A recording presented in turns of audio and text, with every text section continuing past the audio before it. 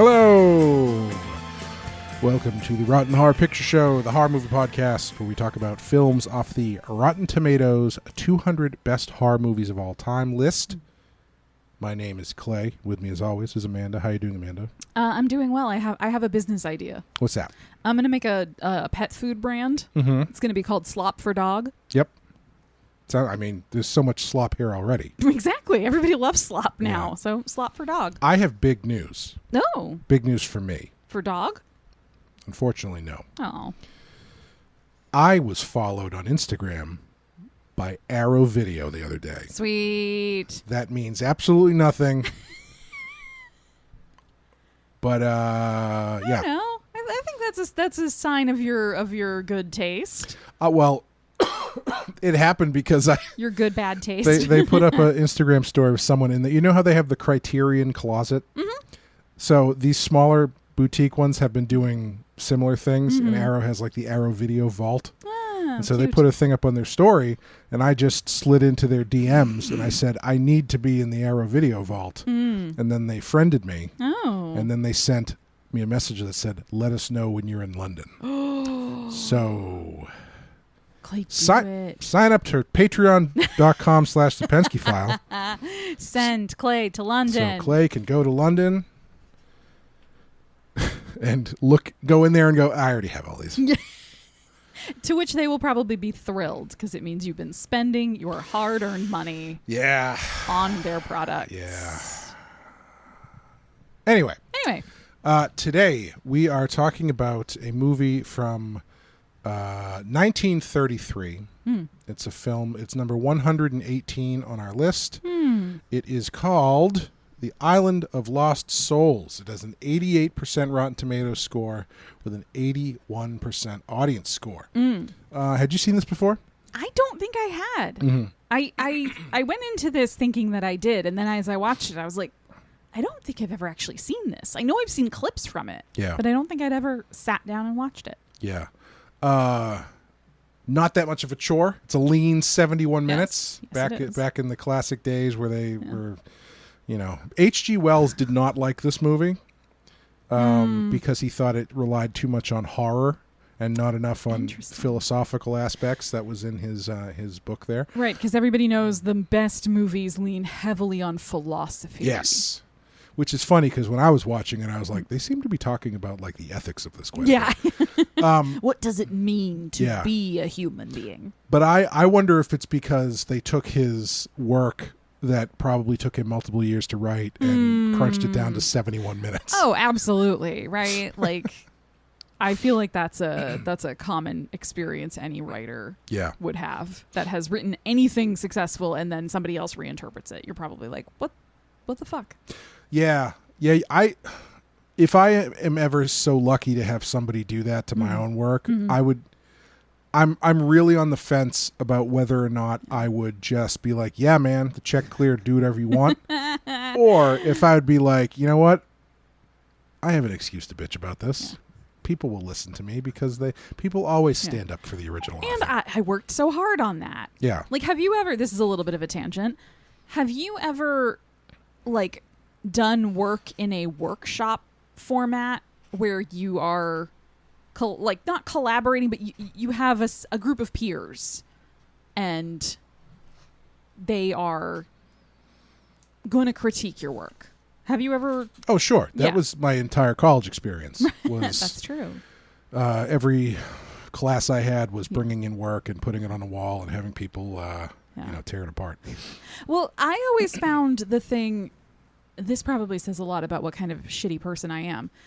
The thing I always found most difficult to deal with were the people who liked something I had did, but in my opinion were totally misunderstanding it. Sure. That always bothered me more than people who would come in and be like, I don't know, it just feels like it's missing something. Like this part's kind of slow, or I'm not really sure. Like this character doesn't seem like consistent. Like those things I had an easier time with because I could do something about them.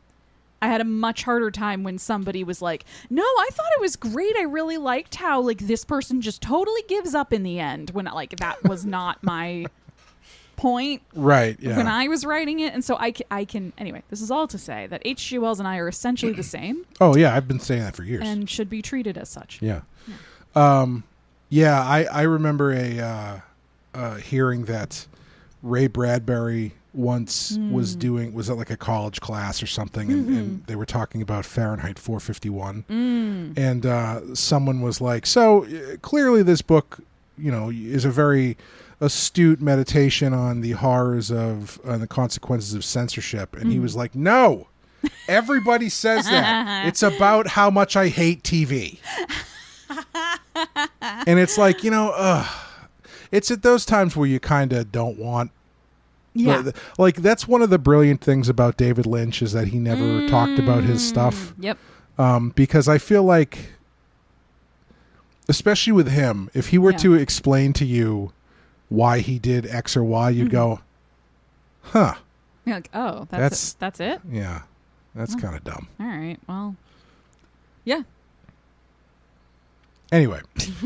So had you seen this movie before? Once a long time ago. Yes. This was, so my introduction to this movie, a little loud there, this was the movie where anytime you watch a documentary or anything about the Universal monsters, they always show a clip from this as the example of a monster movie from another company that came out around the same time in the wake of the monster boom. Yeah. Because I think this is probably one of the most highly regarded. It's the only, none of the Universal movies are in the Criterion Collection. This is in the Criterion Collection. Yeah. But yeah, so I'd seen it once a long time ago. It's always talked about as like brilliant, et cetera, et cetera. I don't know. You got a little bit of a skeptical bent to your brow. Well, we can get into it. Okay. But that is the point of the podcast. Yes. Before we get into that, if you'd like to follow along as Amanda and I cover sequels this year, yes, head over to patreon.com/thepenskyfile. Sign up for our Patreon and take me to London to go to the Arrow Video Vault. And also, this month in June, we are putting up a second Patreon episode about the trip Amanda and I took to the Stanley Hotel in Colorado, which was the hotel that was the inspiration for Stephen King's The Shining. We did a seance while we were there, which we talk about. We did a short little interview with the apparitionist Hannibal. Yep. And it was a lot of fun. It was super fun. So check that out over there. Now, we're going to play honestly, I haven't looked. I feel like there's probably not a trailer for this. And if there is, it's probably one of those early 30s ones where it's just like, it's all words. Come see the monster. Not even that. I think it's just going to be like music and words on the screen, like in giant scare font. I see. So if that's the case, I'll find something to put here. But we're just going to take a quick break, come back and talk about it.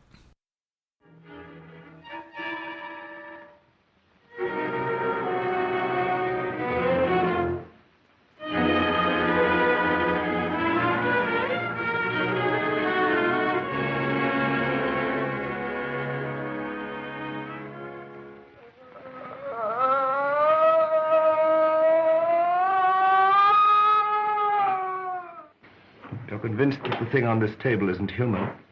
Its cries are human. Do you know what it is, what I began with? No. An animal? Well, we may as well discuss this frankly, now that you know the facts. I wanted to prove how completely she was a woman.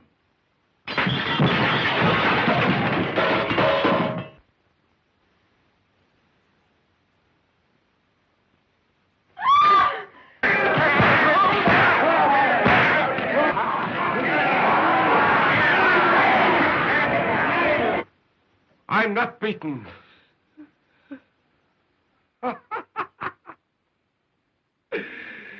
Get everything ready. For what? This time I'll burn out all the animal in her. I'll make her completely human.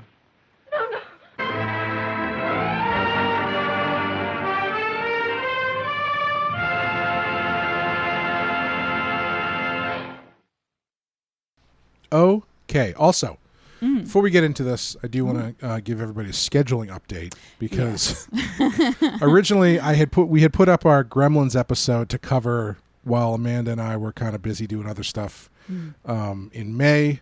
And so we're back. I said we'd be back in June, which is true. However, we're basically going to be gone again until like late July. Yeah. So sorry, guys.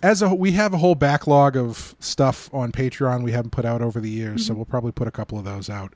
And then we'll be back with a new episode probably late July, I think. Yeah. Yeah, does that sound right?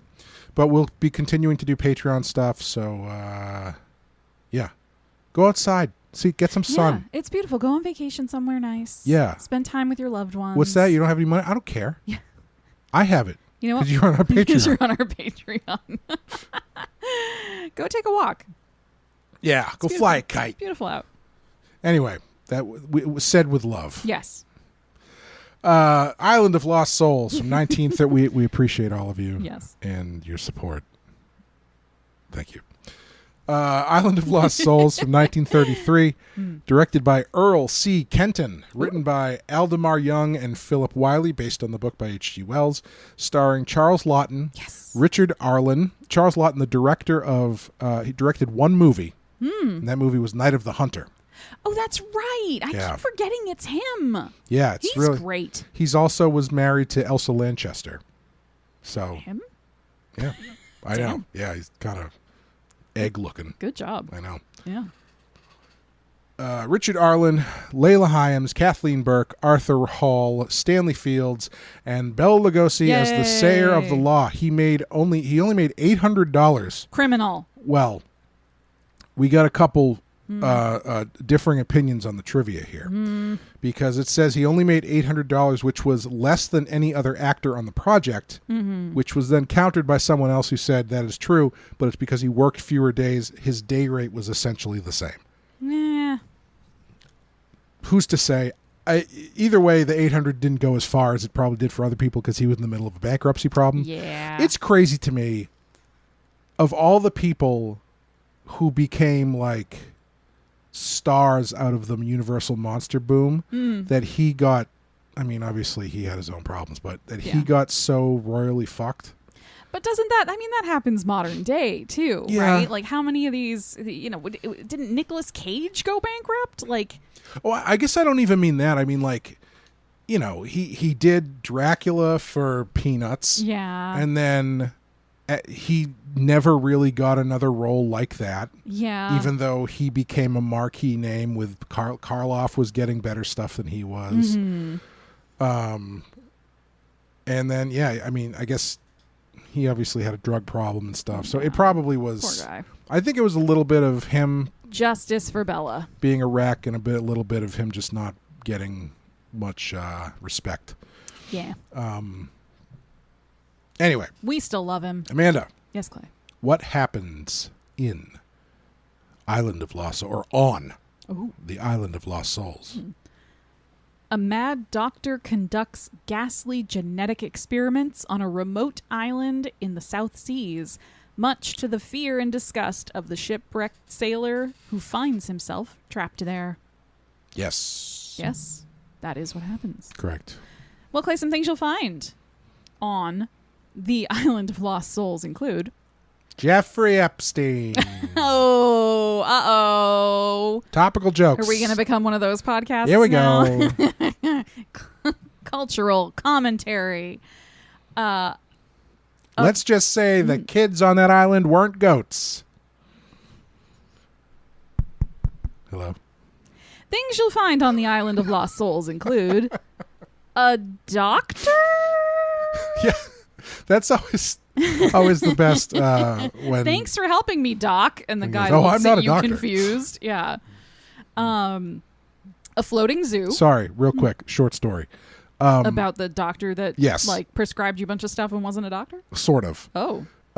So your husband and I have been friends for a long time. True. We went out years ago to celebrate our mutual friends having his second child.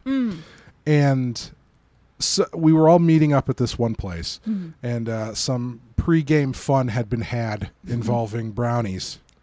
before they got to where we were. And so we're all standing around. This was back in the day when you had to make your own edibles. Yes, this was not... weed was illegal. Yeah, this was definitely like all the weed ended up in like 4 of the brownies, and our friend ate one of them. And we're standing around waiting for our table at the restaurant we're at. And then the friend in question just straight up keels over and passes out and like face first onto the ground. I do remember this. The best way I can describe it, and this is a very specific description, if you've ever seen the episode of The Simpsons where Ned Flanders starts to describe to Homer the difference between apple cider and apple juice, and then Homer's brain slides out and then Homer just collapses, that's exactly what it looked like. Great. So he's on the floor. All of us are standing around not knowing what to do. And then this like angel sweeps in, this guy, and just like gets down and he's like talking to our friend and he's like checking. Blah, blah, blah. So we just assume this guy must be like an EMT. At least he knows what's going on. Yeah, right? yeah. This is a medical professional. Yeah. Long story short, our friend ends up getting an ambulance, going away, blah, blah, blah. And so we're talking amongst ourselves, and one of us says, so did anybody talk to that guy? Like, was he a doctor or something? And said, no, he was a cell phone salesman. Because once the next day we were talking to our friend, and he's like, yeah, I don't know what happened, but that guy, after he helped me like wake up, he put his card in my pocket and said to call him if I needed a phone.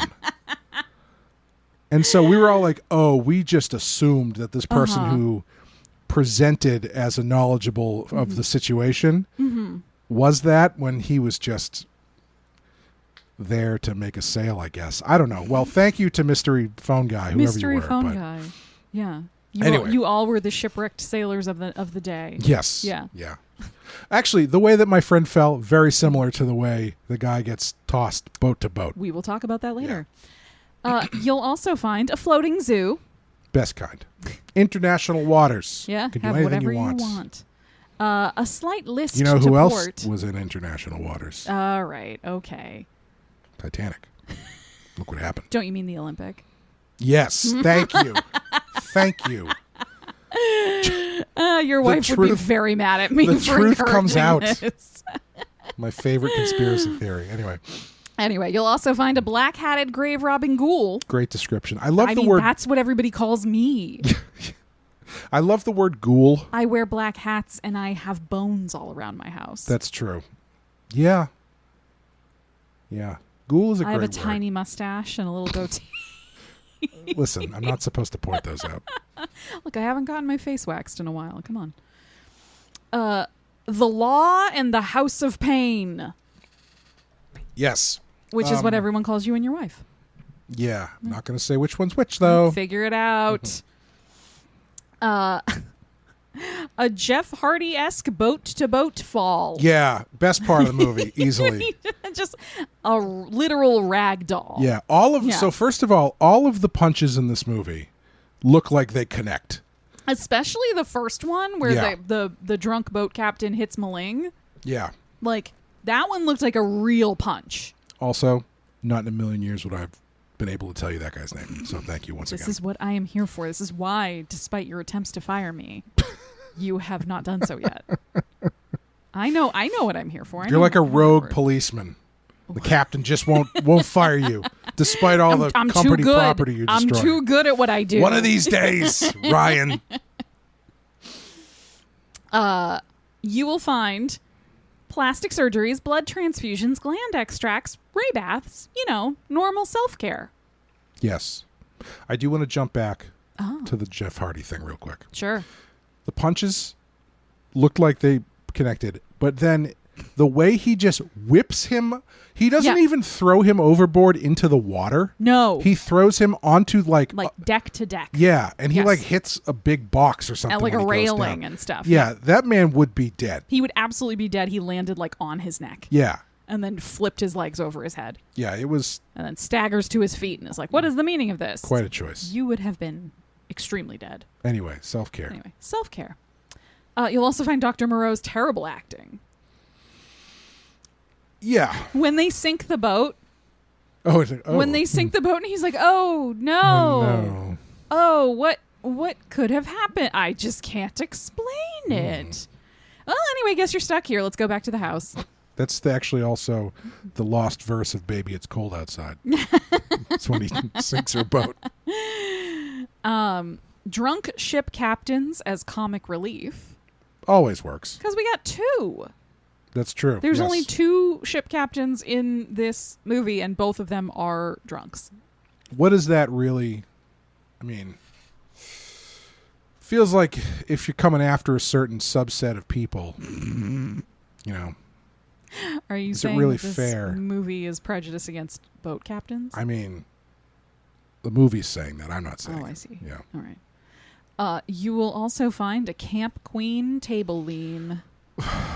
Incredible choice. Yeah. When Moreau and the other guy walk into like the surgery room or something, and Moreau leans on the table, like it's like he expected there to be something else there, Like a divan, or Yeah, like a like fainting couch or he something. he expected the thing he was sitting on to be different, Yeah. and so he had to like adjust on the fly, and he's just like leans way back and crosses his legs like I was really expecting there to be a back on this chair. Right. He looks so sassy and pleased with himself when he does it, though. Yeah. Which I fucking love. Yeah. And last but not least, little knives. Little knives. I love it when they all get real excited about the little knives. Yes. So this is obviously an adaptation of The Island of Doctor Moreau Yes. by H.G. Wells. It's an interesting one to choose given the extensive prosthetics that are needed. Because this is 1933. This is 2 years after Frankenstein. And like, I can't imagine how much work was required for this. There's so many people Yeah. in prosthetics and makeup and the whole 9 yards. There's a lot of people. Yeah. Some of them a bit more phoned in than others. Like I don't love Bela Lugosi's look. Yeah. He kind of looks like they just put a mop over his head and cut out eye holes on it, sort of. You know what makes it work for me? What's that? He wears clothes. Yeah. He wears he's wearing slacks and a button-down shirt. Mm-hmm. And it's different. All the other creatures are only wearing some sort of pants. Yeah. But they're like kind of raggedy, like they're much less put together. And the fact that his outfit is so close to like a normal man's, but his whole face is so covered in fur still, that makes it work for me. And Yeah. he has those classic Bela Lugosi eyes. That's the thing. I mean, not 80% of Bela Lugosi is the eyes. The other Right. 20 is his voice. Right. And so, Yeah, you've got both of those in this. Yeah. So So what'd you think of this? I really like this movie. Yeah. I do. I know the criticism against it is that it's very talky. And it's very slow. But I think especially given the era it was made in, it's kind of shocking that it was made at all. Yeah, when I was watching it, honestly, especially when you get towards the end, when they have, when they all start going crazy and you get that sort of parade of mutants, Yes. which is very creepy. The only thing I could think of was this is regarded as like a classic horror movie.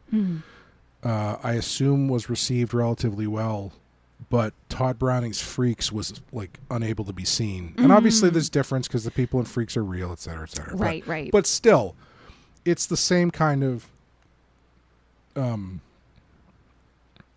display of the grotesque that I'm surprised in Freaks was such a... When was Freaks again? The year before. Oh, wow. 32. Oh, yeah. okay. So just a year before, that movie is like considered unwatchable. Yeah. And, you know, so grotesque that Yeah. it should not be seen. whereas this one, I don't know. Does it just come down to the fact that one of them is makeup and the other one is the horrors of Probably. humanity? Probably.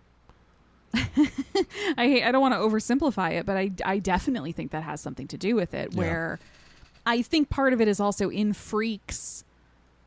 The movie does not try to take the humanity away from the performers in the Freak show. Right.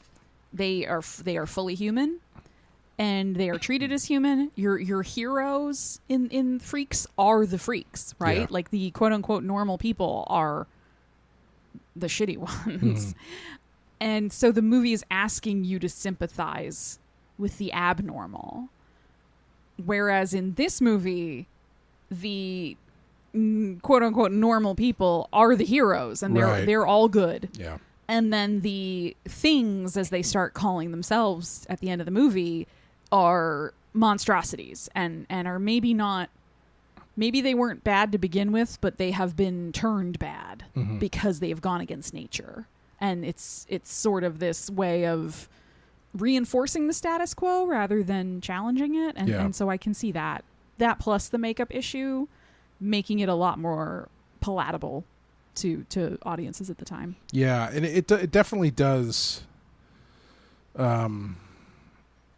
skew towards normies being the heroes. Yeah. Because even the one creature who is worth saving, quote unquote, is the hot one. Lota. Yeah, who's, she's mostly girl. Yeah. She's got weird fingers, but she so cries. does Megan Fox.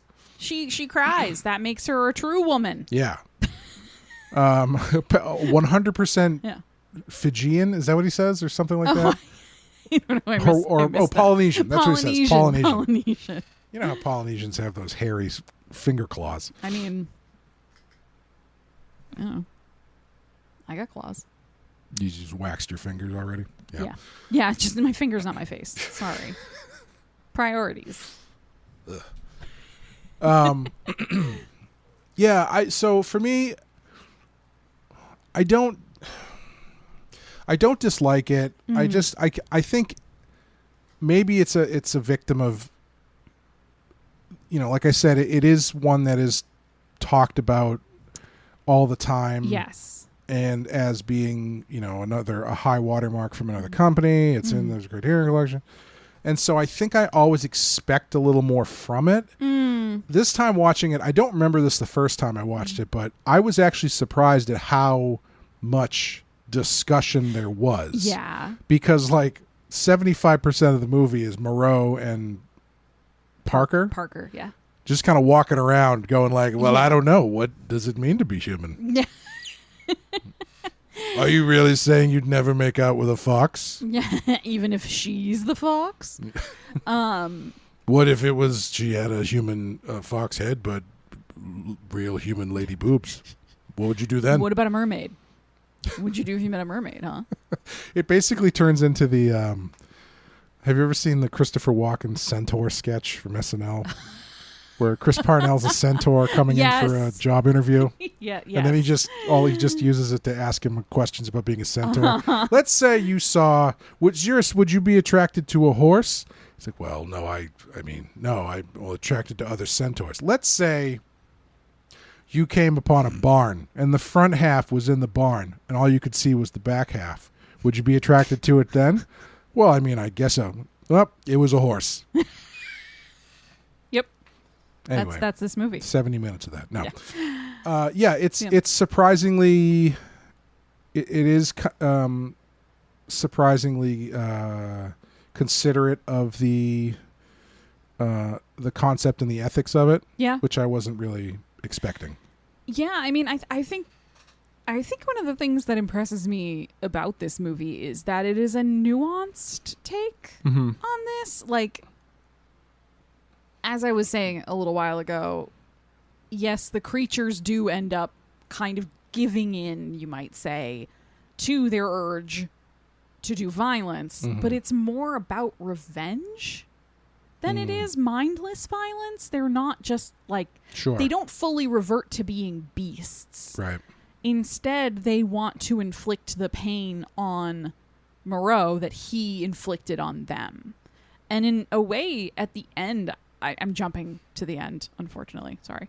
I think in a lot of ways at the end of this movie, the creatures are more human than they have been. Sure. because they have reached a level of self-awareness where they're saying we're not men and we're not beasts. You made us into things. Like they're kind of coming to terms with the reality of their own existence at that point, which I think is much more human than like, yes, my subservient creatures that do my bidding and live in these little straw huts that I built for them. Yeah. This is not really related to anything, but whatever. I do always wonder if animals could talk and they saw some people who are like, I just got out there and really connected with my beast side. If the animal would be like, why? Yeah. Why? You have a nice house. Yeah. Why would you ever do that? Yeah. You just walk into a room and there's food. Yeah. What are you doing? I live my entire life eating and afraid of being killed while eating. Mm-hmm. That's it. Mm-hmm. And if something hurts me, I have no idea how to fix it. Yeah. Yep. Animals, man. They got it hard. Unless they're house pet. House pets don't have it hard. Animals / man, which is this movie. Yeah. I don't love Parker. Yeah. He's like the classic observer hero. Mm-hmm. I kind of feel like if you took him out of the movie, nothing really would change. Yeah. I actually thought at the beginning when they find him in the water that it was going to be like Frankenstein structured, where like he had just escaped the island and he's like, I've woken up on this strange boat. Let me tell you about what just happened. That would have been interesting. Because that was the other thing. It's like, so it starts off interesting. They find him on this boat. Okay. Yeah. Then it's like 10 minutes of him getting a new set of clothes. Yeah. And then I don't know. I think hanging out on the floating. Yeah, zoo. I know that I'm being nitpicky about stuff, but like, I do know. So, like, does his girlfriend really need to show up at the end? It gives him a way to get off the island. He couldn't have found a small boat somewhere. Maybe not. I did not read The Island of Doctor Moreau. I have also not read the book, but I do know that the book starts with, I think, 2 or 3 shipwrecked men sharing a lifeboat adrift at sea and kind of trying to negotiate, like, well, we have to kill one of us. Oh, interesting. Like, we have no resources, there's no food, there's no water. One of us has to die. And I think in the midst of that, I forget if it's like there's 2 guys and one of them kills the other. Or kills him in self-defense. Sure. Or there's 3 guys and 2 guys kill each other and the guy who's left is just sort of like, whoa, Sweet. What the fuck? But it starts with that. And I think in the book that's supposed to be setting the reader up for man will devolve into a beast. Yeah, I like that. That's a good story. And that's a good then reading. the survivor of this little drama on a lifeboat gets rescued and brought to the island. This Wells guy? Yeah. Might have a future in writing. Might have been a pretty good writer. Yeah. If only someone had given him an opportunity. I know. It's too bad. So I think the finding him on a lifeboat is a holdover from that. That makes sense. Yeah. Yeah.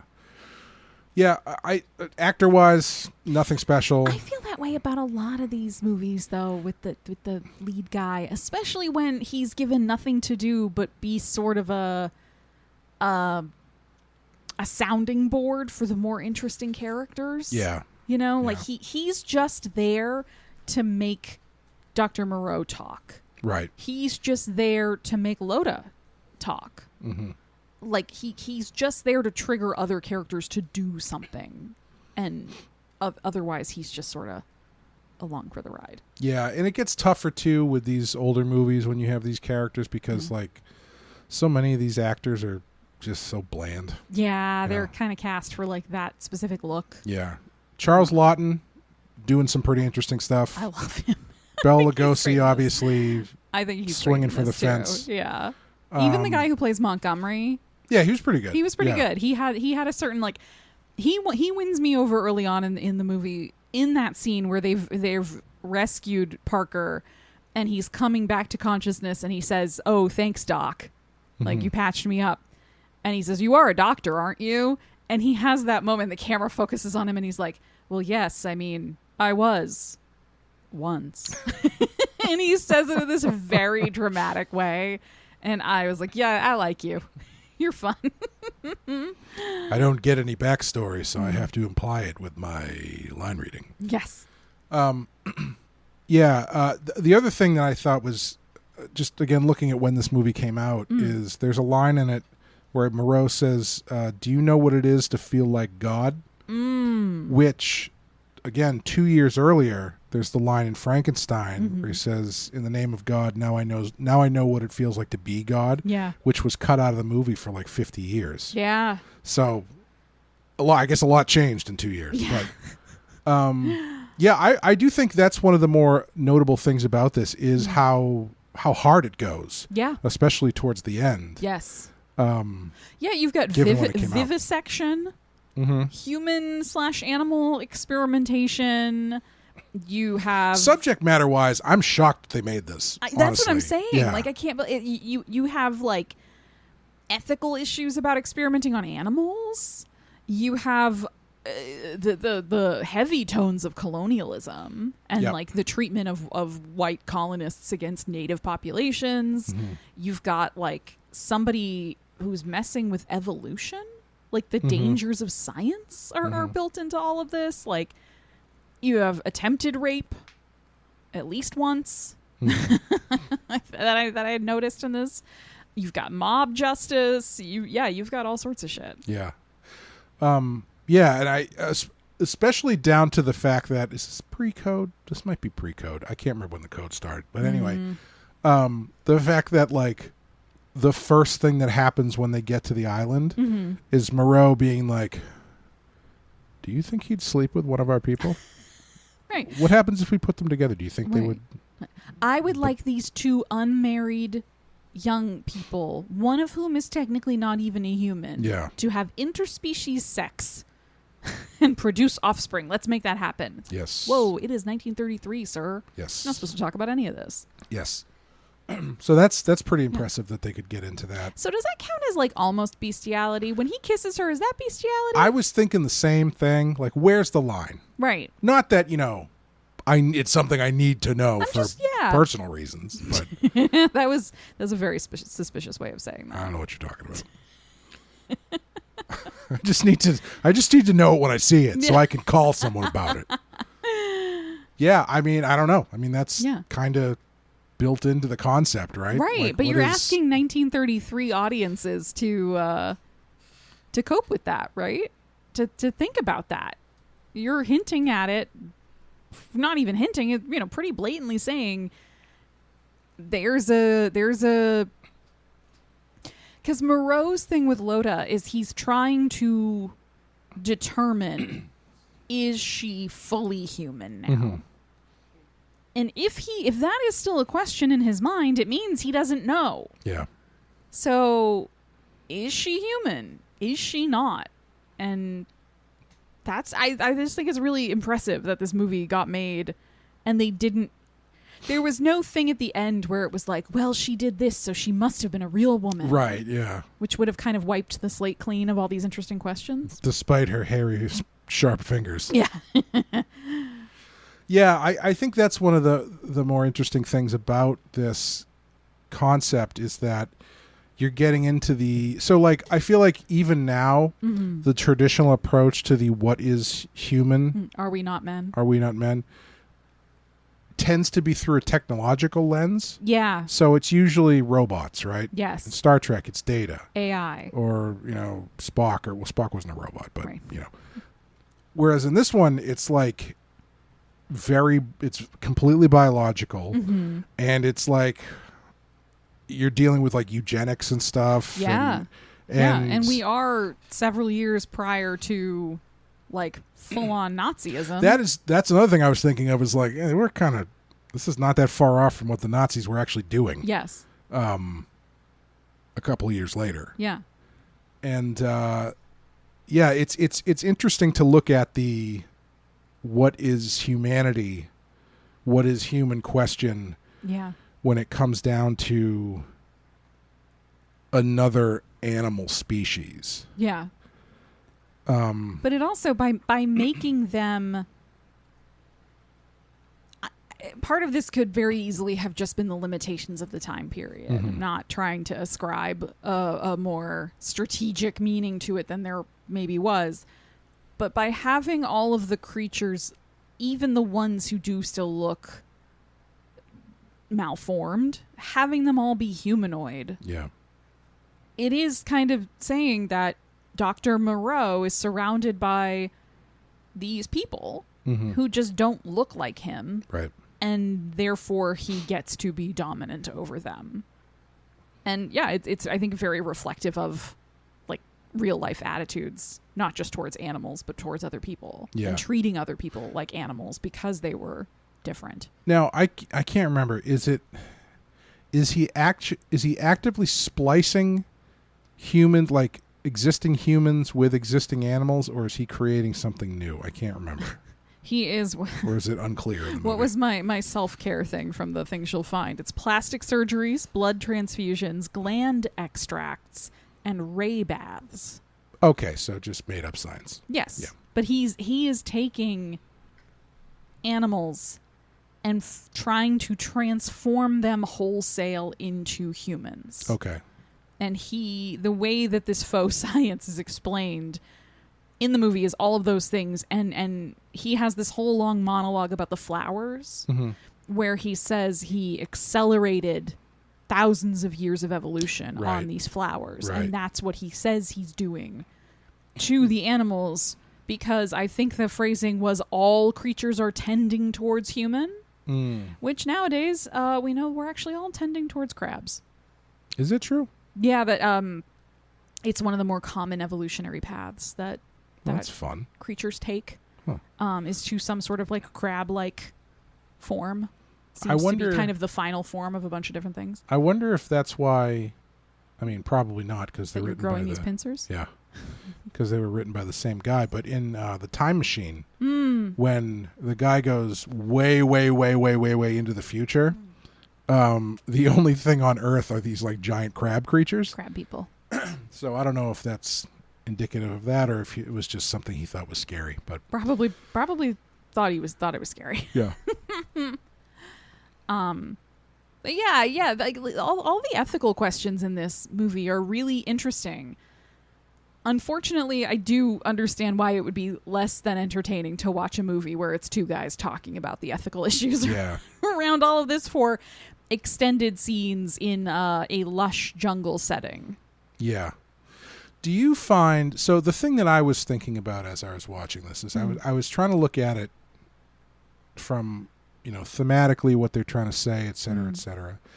And I was trying to reconcile this idea that, okay, Moreau has big white colonist vibes, which would then mean that the creatures are, it's like when white Christians would go into the Amazon or whatever, and they would be like, well, these are savages. Yeah. Unless we put top hats on them. Right, we have to civilize them. Right. Does that not then equate native peoples with animals? Kinda, yeah. That's not great. No, it's not. But that, again, I think that's part of what makes this movie so interesting, is that on the one hand, it's grappling with a lot of nuanced stuff. But then on the other hand, by the end of it, we are back to status quo. The island is burning. It's being abandoned by the humans. And our heroes are the fully human people. Like, even Loda is not allowed to survive. Right. Like, she has her heroic moment where she saves the humans and it kills her. And that's it. Then these people go back to the quote-unquote real world, and they leave this behind. And they leave the creatures on the island that Moreau was responsible for. They leave them to themselves, Yeah. right? Like, they're on their own now. They'll find enough food on this island, or they won't. They'll figure out a way to live together, or they won't. Yeah. So it is interesting to have it be like layered with all of these different meanings. And then on the other hand, yeah, it is absolutely equating them to, well, you've taken these poor animals and done something horrible to them by trying to make them be humans. Yeah, I guess it doesn't have to be one thing. No, it doesn't. And also, I mean, depending on how you look at it, that this is the point of view of a white colonialist character is that these creatures are savages. Yeah. There's no reason why you should impart modern what's the word I'm looking for? Modern understanding of peoples of the world onto a character from this specific time, Right. Like I guess what I'm trying to say is like so there's some movies like I can't think of one off the top of my head, but where they'll say like, oh, this is a misogynist movie. Yeah. And the response is it has misogyny in it, right? But it is not in and of itself a misogynist film, right? And I think there's a difference there. Yes, we've covered a bunch of not a bunch, but a couple movies like that where like the awfulness of the misogyny is the point, right? Like showing how awful it is part of the message of the movie. It's not promoting it as like, look how great this is. Yeah. And so I mean, I don't know the book well enough to make that distinction. Yeah. I do think a lot of this it comes down to like those who would have the hubris to think that they're allowed to interfere with nature. Yeah. Yeah. Whatever that nature might be, whether it's the nature of animals or the nature of a place that you're not from and you don't belong in, and coming in and trying to impose your own order. Yeah. And your own ideas on it by force with no real reason or authority, just because you can. Yeah. That's the bad part. Yeah. Like what Ivanka Trump and her husband are doing in Albania. Did you hear about that? Oh, God. They're trying to buy an island that was up until recently like a protected island. And then all of a sudden the government rolled those things back. And then like a year later, they're like, you know what? We're going to buy this island and turn it into a resort. Great. Everybody's thrilled about it. Anyway, I'm sure politics corner over. Yes. Yeah, I find I do find it I find it really interesting because it's a story that I think works on both levels. Like those are the best kinds of like satire or whatever. Like RoboCop. I love RoboCop because RoboCop works as a satire, but it also works as the thing that it's satirizing. Like it works as a over-the-top action movie. Right. And I think that's the same thing here, where it's like this works as a metaphor for colonialism or whatever, but it also just works as a monster movie. Right. Right. And I don't think it has to be one or the other. Yeah, you can enjoy it for either reason or both. Right. Yeah. So I think that's where things can get a little dicey when you try to parse things out into, well, what is this trying to say? Especially to not just like, this movie, just anything. Yeah, yeah. To try and specifically say it is specifically this. Right. This movie is saying exactly this and nothing else. Right. That's where you fall into problems. Because like if you really wanted to make this a metaphor about cultures and yada yada yada, like the real ending of this movie should be that the creatures of the island peacefully arrest Moreau, right? Put him on trial, right, and then in front of a jury of his peers, put him in jail. Yes, but that's not fun. You want to see them get the tiny knives and cut him and turn him into a chicken knives. man. They love him. Yeah, and I don't want to go too far in sort of positioning this as some sort of progressive movie because I just don't think they're thinking that. No, it's asking a bunch of interesting questions, and I think that's awesome. But speaking of misogyny, the way women are portrayed in this movie is very much of the time. Oh, sure. Like the only motivation there's only two women. There's Lota and there's Ruth. And they're both in love with Parker for some reason. I mean, Lota, I understand. This is the only young man she's ever met. Yeah. Her other options were Montgomery or Dr. Moreau. What's wrong with the sayer of the law? He's got a good job. They haven't been allowed to see her. Oh, that's true. Yeah. So she's been isolated only with these two scientists. As women should be. In this movie, apparently, yes. But it's Loda especially is a really interesting character because her humanity is contingent upon her behaving in a specifically feminine way. Yeah. Like everyone around her, or the men around her, are looking for her to show certain signs of being emotional, of being romantically inclined, of being sensitive. They like when she cries, Dr. Moreau is thrilled. He has that moment where she thinks she's ruined everything with Parker because he's seen her claws. And she's sobbing in her room, and Moreau has been sort of examining her hands and being really rough with her, and he's clearly displeased and she's clearly terrified.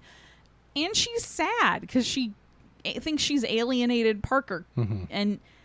And when Moreau sees her start to cry, he grabs her face and he says something to Montgomery like, "Do you see this? Tears. She's the first one to ever cry. She is human. I'm not beaten." And he smiles and he laughs and his whole demeanor changes. And he's so excited because she is like performing the right type of femininity to be considered a quote unquote real woman. Sure. Well, I think also just in general to be like considered a real person, woman either way. But I know what you're talking about. But like she originated from a panther. Right. She's the panther woman. Yeah. And yet she is kind of the most peaceful and docile and sort of just generally alluring character in the whole movie. It is kind of shocking that it's the Panther Woman and she's not like a femme fatale from a noir movie or something. Yeah, that's what I'm saying. Like there's a standard for the way a woman is supposed to behave. And if Loda can hit that standard without understanding what it is, then ta-da, she is human. And if she doesn't, she's a beast. Yeah. And it's just really, I think it's really interesting.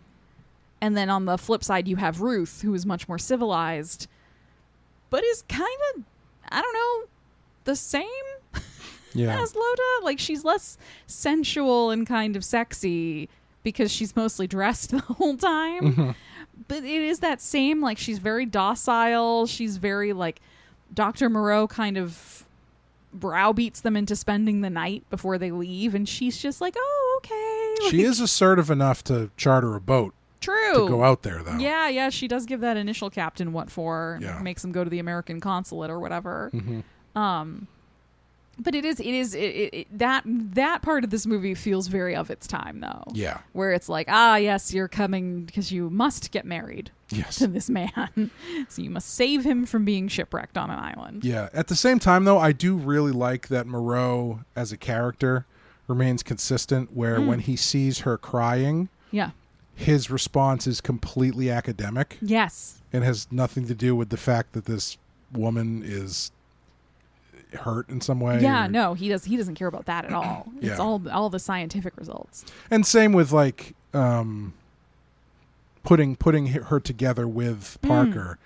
It's completely scientific. He's like, well, let's just see what happens. Yeah, he says when he thinks he's successfully trapped Parker on the island, that now he and Loda getting together is kind of inevitable because time and monotony will do the work. That they'll just be stuck in proximity to one another and they'll have nothing else to do. Yeah, that's why all my dates were just long road trips. I figured you stick in the car long enough, time eventually. And monotony. Yeah. Yeah. I love Charles Laughton in this. I think he hits the right level of being a little bit campy and a little bit of chewing the scenery without being totally over the top. Yeah, he never quite reaches mustache twirling bad guy. Right. Despite the fact that he walks around with a whip. Yes. But I also like that he's charming enough that I believe that people believe him. Do you know what I mean? Like sometimes you watch these movies and the mad scientist or the villain character or whatever, they're so, even for the time period, they're so over the top mustache twirling. You're like, Right, why would you ever stay on this guy's island? Like, wouldn't you immediately meet him and be like, we have to go right now? Right, yeah. But I understand why people kind of, as they show up, kind of continually want to give him the benefit of the doubt because he seems so reasonable. He says things in such a calm way. He seems like... He's well-dressed. Yep. He has his own island. Well-educated. He's a financier from New York. Yeah. He's friends with the soon-to-be president. Why wouldn't you want to spend time You're with on a him? real political tear tonight. Listen. You know, you don't usually get so political. It's been a long week. Yeah. Probably... They're probably going to say, Dr. Moreau, he hanged himself. Clearly he didn't. When we all know that he was vivisected by creatures with little knives. Metaphorically, yes. Or in this movie, literally. Literally, yeah. But yeah, I think it's also, going back to the colonialism thing, he literally gives them 10 essentially commandments to live by. Yes. That what is the law? Yeah. Yeah. That I think that's one of the clever things about this is that they obfuscate that stuff. Just the story in general. They obfuscate that stuff enough where it's like not completely obvious what they're doing. Like they never treat Moreau like he's a god or anything. I guess sometimes they there's one scene where they really do, and it's the first sort of fireside scene in the creature camp with their straw huts. When Bela Lugosi, as the sayer of the law, sort of goes through the whole ritual for the first time while Moreau stands on the rocks kind of above them and demands, what is the law? And they have this kind of call and response. And then after they go through their commandments, really, they start saying, his is the hand that created us. Like, his is the hand that heals. And they kind of do have this awe towards him. And Moreau loves it. Like, you can tell how pleased he is at their subservience. And then the big moment for the community of creatures at the end is after, I think the guy's name is Oron. He kills the ship captain towards the end of the movie. And it's this like world-breaking revelation for the creatures because in their minds, men like Moreau can't die. Right. And so when he kills the captain, all of them have the realization, wait, the captain was like Moreau, he can die.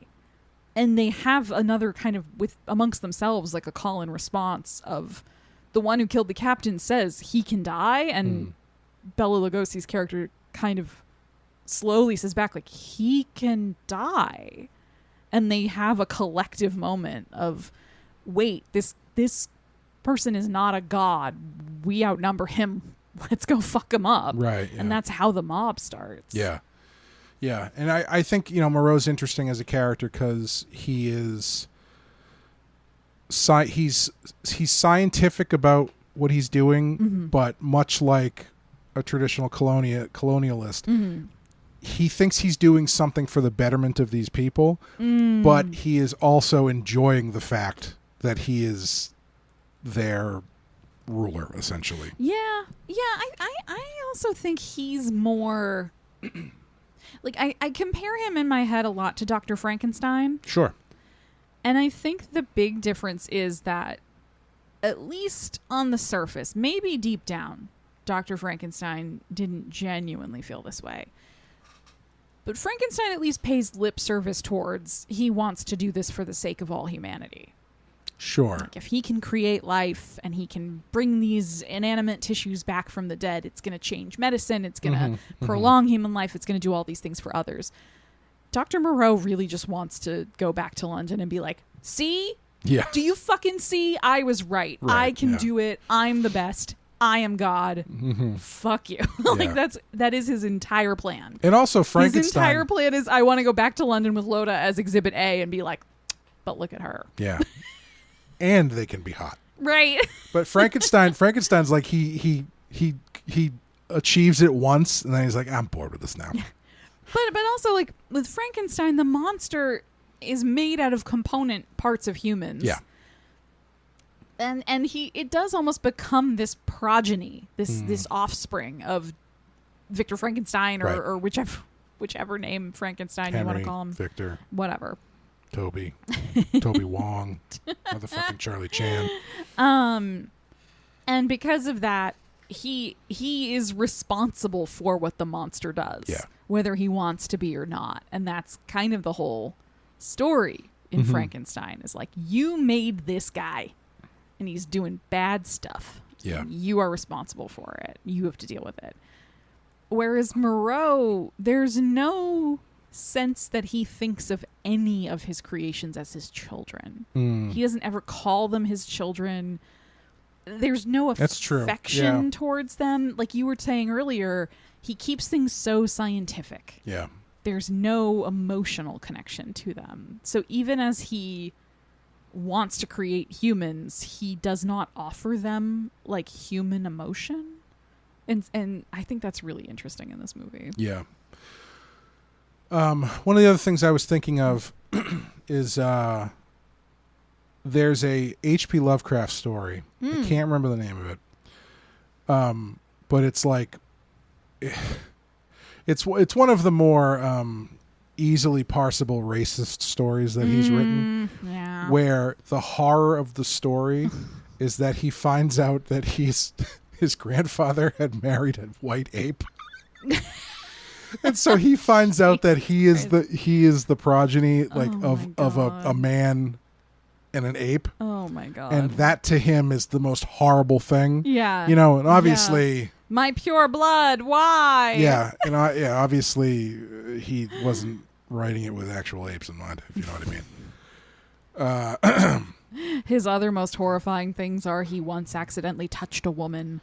Like yeah, he was. Don't get me wrong. Still love H.P. Lovecraft stuff. I do Still too. love the media that's come out around it. Really cool. Like the cosmic horror thing I love, but he was really problematic dude.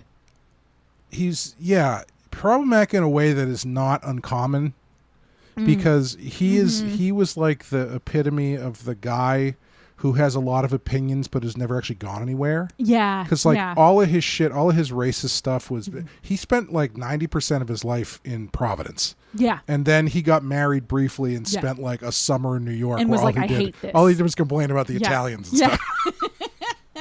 And it wasn't like he was trying to interact. Italians. Yeah, he like wasn't trying to engage with anybody. He was just choosing to be removed and racist. Yeah. And then eventually he did kind of dial it down a bit. I don't know to what extent, but I think he did kind of. People were like, "You're getting old. It's not cute anymore." Yeah. But yeah, there's a little bit of. It's funny because it's the same. It's like the other side of this story. Yeah. Where it's like, what if the story was about the great grandson of Parker and the Panther Woman? Yeah. Discovering, going back to his home. Yeah. Yeah. Realizing you're part Panther. Yeah. I don't know why that just popped in my head. That's anyway, funny. The finale of this is, I think, quite good.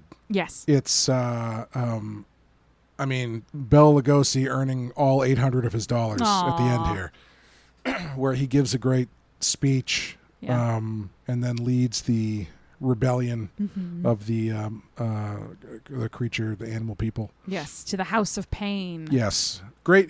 Yeah, and it's like there's great terms in this too that I think have been used through the years and other things. Like there's no music. So the one thing that this was a movie that I really felt like needed music.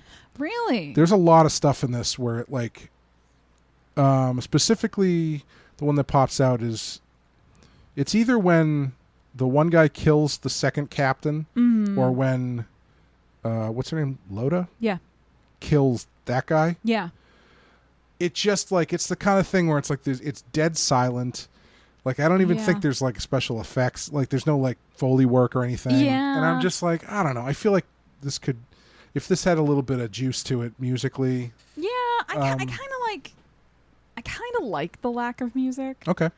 I definitely like it in the scene where Loda kills the other guy because she's a panther.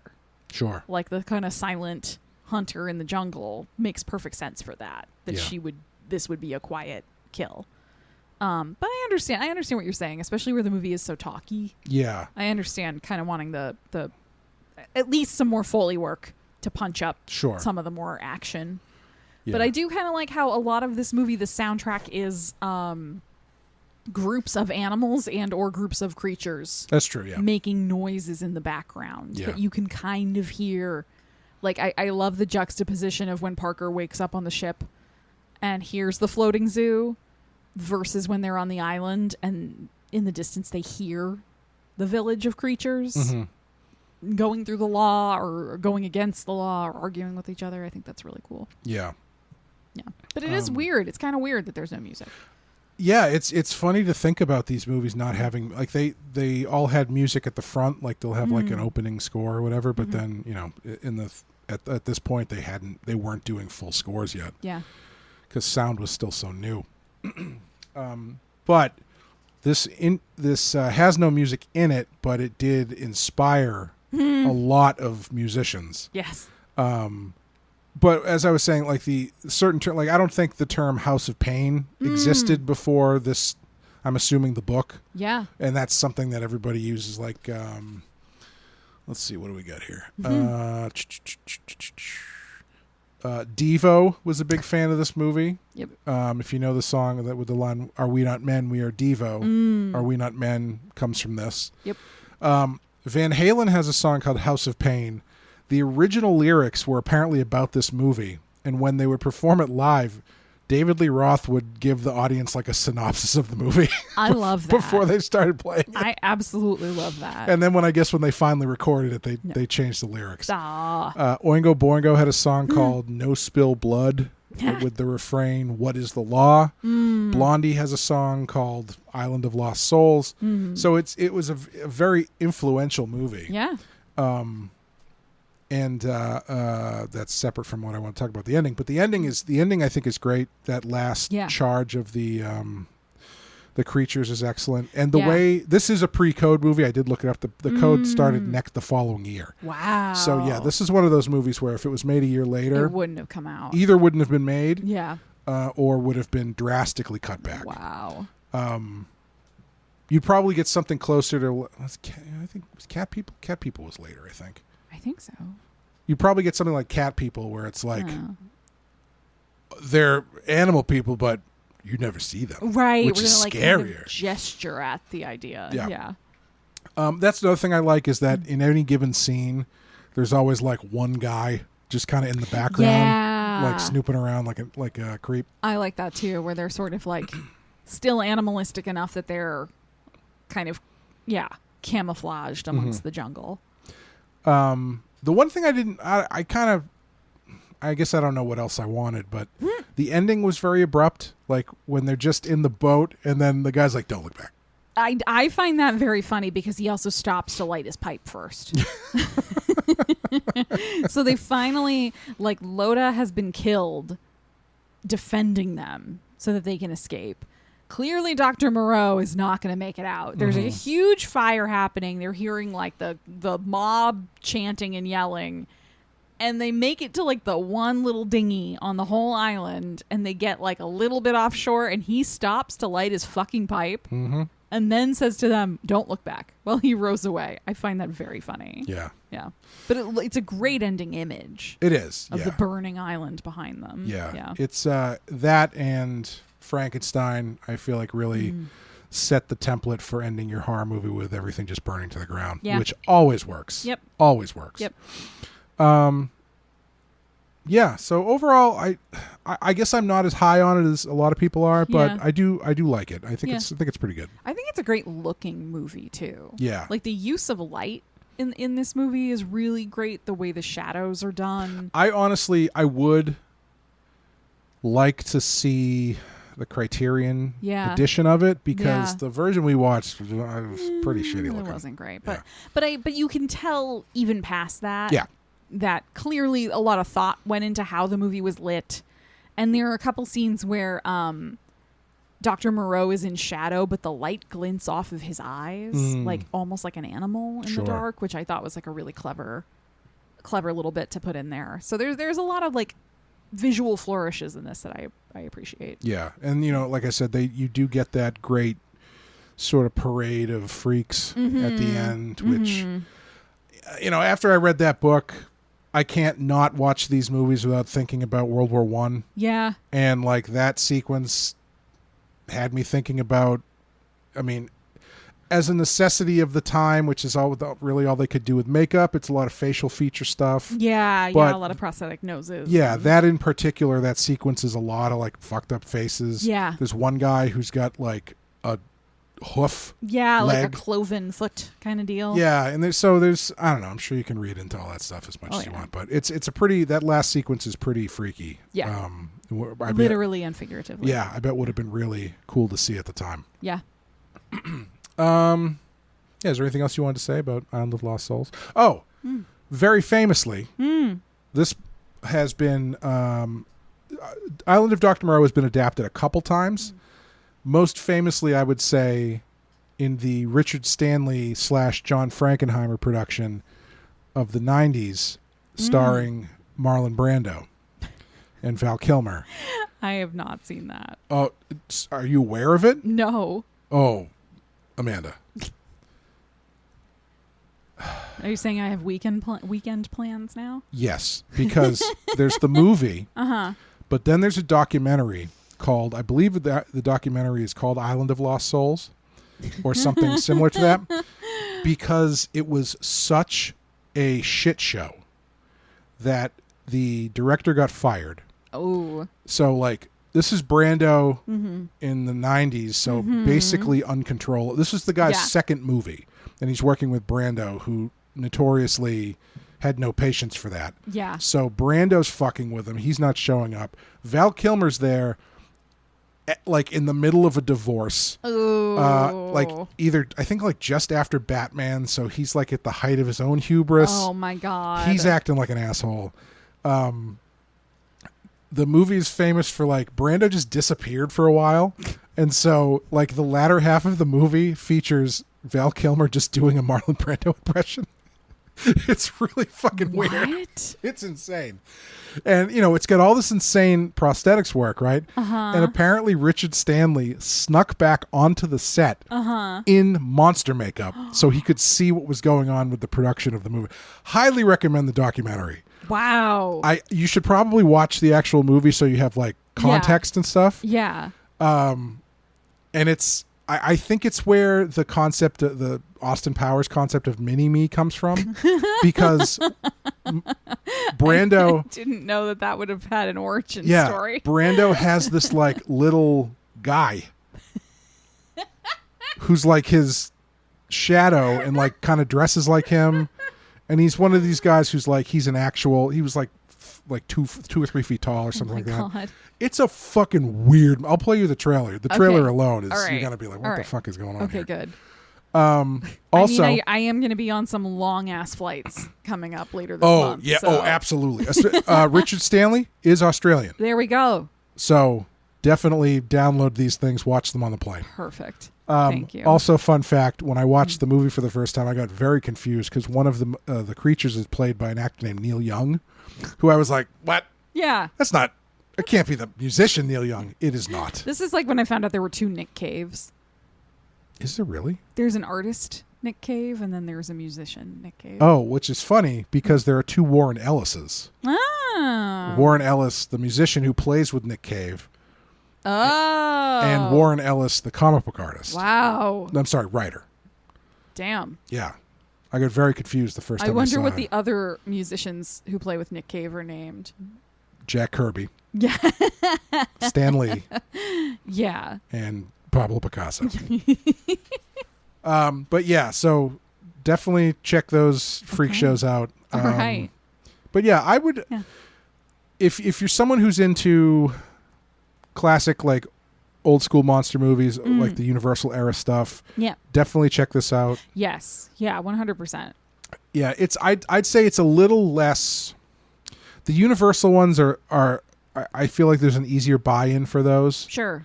This one is a little bit more heady. Yeah. But I think it's worth a watch. Yeah, I totally agree, and I think this kind of goes to my argument of like when we covered The Blob. Yep. And I was saying how The Blob as a concept has had such longevity in kind of the popular consciousness, and I think this has as well. Oh, the Moreau thing is... Yeah. As we were talking about it, I was thinking, this is just Jurassic Park. Yeah. Jurassic Park is just Island of Doctor Moreau. Yep. So many things. I'm sure if we sat and really thought about it, there are probably a bunch of popular IP. Oh, totally. That if you trace them back to its roots, it's like, well, this is kind of just a version of the Island of Doctor Moreau. Yeah. Yeah. That H.G. Wells knew what he was doing. Yeah. Too bad no one gave him a shot. Yeah, it's too bad. I read once, I don't know if this is true because I don't think I've ever actually looked it up because I don't want to know if it's not true. That supposedly So no one tell us if this is not true. Supposedly his tombstone says, "I told you bastards I was right," or something like that. If that's not true, when I die, I want that to be what my tombstone says. So, like, I wanted to say H.G. Wells. Yeah. Like, I told you pretty bastards good. I was right. Yeah. Yeah. But I want to be buried. I want one of those tombstones, where they have like the really hyper realistic like etching photographs, but I want the photograph to be like of Michael Keaton or something. I was going to say Kurt Russell. Yeah, or that, Yeah. or just like a Ninja Turtle. I really like the Ninja Turtle option because I'm imagining some post-apocalyptic society that's like come back from the brink of human extinction, and they're like, yes, the artifacts of the past world, and this is where they would bury their dead, and apparently there was another species that lived here that was this weird oval-shaped thing. Yes, I think he was their god. And Yes. They killed him for it. Yeah. But yeah, I think that's gonna do it for Island of Lost Souls. This is number 118 on our list. How do you feel about that? It's a little high. It's a little Yeah. high, but I would still keep it High as in like like a little closer to 100. I would probably bump it down closer, like 140. Sure. Ish, Yeah. maybe. I feel like this is the pocket we're always putting movies in. yeah, the back 50 is pretty dense. Yeah. Well, I said 140. Yeah. So I give it for pop culture influence and longevity. I also think it was extremely well made. Yep. And I think it's just a freaky movie. Yeah, I would. You'd keep it on the list. Definitely. Yeah. Yeah. I would probably keep it on the list as well, because of its longevity and its influence, and et cetera, et cetera. Yeah, I would agree with you. I'd probably, I don't know. Once you pass like 110, Yeah. it's just all kind of runs together. A little bit. Yeah. Yeah, I wouldn't put it in the top 100. Let's put it that way. Yeah. So Yeah. that's going to do it for Island of Lost Souls. I'm hitting the randomizer button. Beep, boop, boop, beep, beep, boop, boop, beep, boop. And next time, which again will be late July, unfortunately. Sorry, guys. We will be jumping all the way up to number 6 with Let the Right One In, which we covered the remake, I want to say in the first 10 or 15 episodes that we did. Yeah, like way back when. Yeah. As I said earlier, time as you get older just compresses and just goes by. So to me, I was like, we just watched that other one, which was 5 years ago. Yeah. Should be interesting. Yeah, that'll be a fun one to do. Let's assuming the list doesn't drastically change in a month and a half. Yeah. But we'll see. But yeah, so join us for that. Again, if you'd like to support the show, head over to patreon.com/thepensky-file. Follow us on Patreon as we head down the sequel sidewalk. For some reason, my brain said highway, and I think it's because we did Final Destination 2 recently. Maybe, yeah. Yeah. June, we are doing 28 years later. Yes.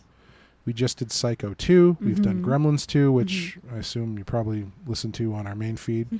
Final Destination 2. Final Destination 2. Lots of 2s. I mean, it's sequels. Yeah, but it's weird we haven't done the first. We haven't really jumped outside of the second movie. Yeah, I guess 28 years later will be. That's technically the third movie. Yeah, that'll be your Taste excursion out. Dracula Has Risen from the Grave, I think, Oh. is like the third or fourth. I can't remember. Yeah, that's down the line a little. Yeah. But yeah, so that'll be fun. And check out the extra Stanley Hotel episode we're putting out. Yes, and all of our past years. All of our past years. And while we are away, I will probably put out something from the backlogs of the Patreon of years hence. From the vault. From the vault. Yes. So yeah, enjoy that, and we'll see you guys next time. Bye, everyone.